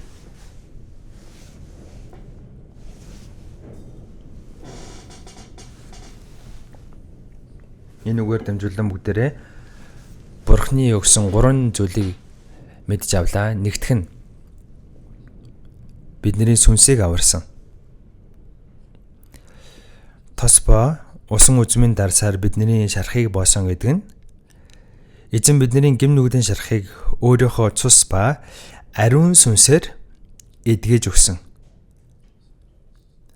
Ариун сүнс ирэх үед эзэн цус бидний нүгэл хилэнцгийг уучлсан гэдэгт ариун сүнс бидэнд итгүүлсэн байна. За хоёр дахь нь дэм бодлын эзэнт энэ хүнийг харж хандаарай. Би дахин ирэх хүртэл энэ хүнийг харж хандаарай гэсэн. Тэгэхээр эзний дахин ирэх өдрийн хүртэл бид бүхэн эзний чуулган дотор байж энэ чуулганаар имжлүүлэх ёстой. Ариун сүнс аврагдсан хүмүүсийг байнга халамжилж анхаарч байгаа. Ариун сүнс биднийг өдрө болгон шинчилж өгдөг. Сайн самар хүн эргэн ирэх хүртэл энэ сайн самар хүн энэ дэрэмжинтэй уулзсан хүн зөвхөн нэг эдгсэн байхыг л харахыг хүсэж байгаа юм биш. Бүр төгс төгөлдөр болчихсон байхыг нь харахыг хүсэж байгаа. Тэгэхээр эзэн энэ дэлхий дээр дахин ирэх үедээ аврагдсан хүнийг зүгээр нэг амьдарч байгааг харахыг хүсэхгүй байгаа. Бүр батөх болчихсон, бас төгс төгөлдөр болчихсон. Дээрээс нь өөр хүмүүсийн сайн мэдээг тараагаад өөр хүмүүсийг аварчсан байдалтай байхыг харахыг хүсэж байгаа. 3 дугаарт нь ариун сүнс байдаг энэ чуулган дотор байнга ариун сүнсээр халамжлуулж энэ ариун сүнсээр дамжуулан дахиад өөр хүмүүсийн сүнсэнд энэ сайн мэдээг тарааж өөр хүмүүсийг аврах ёстой.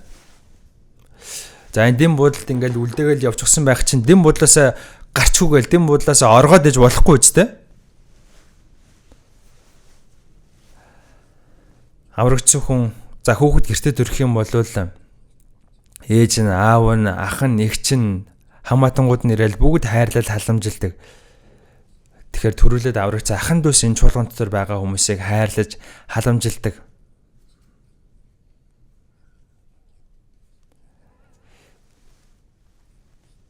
За хүүхэд ингээл гэрээсээ нууцаар мөлхөө гарчих юм бол нохойд хажуулна үстэй. Тэр бид хүн энэ чуулганаасаа энэ дэм буудлаасаа өөрөөсөө зүхтаад оргоод гараа авчиж болохгүй. Энэ нөхөрлөөсөө холдно гэдэг чинь эзнийг орхиж байна гэсэн үг. Тэгэхээр энэ нөхөрлөл дотроо эзний дахин ирэх өдрийг хүртэл байж ах хэрэгтэй. Ариун сүнс бидний бие сэтгэлийг төгс төгөлдөр болгоно. Тэгэд бид хүн өөр хүмүүсийн сүнсэнд энэ сайн мэдээг тараагаад байж ах ёстой. Энэ үг үнэхээр чухал учраас энэ удаа дахин нэг удаа сурлаа. Хамт залбирцгаая. Өршөөнгүй бидний бурхан амин. Бурхнаас хол гэм нүгэл дотор амьдарч байсан бид бүхэн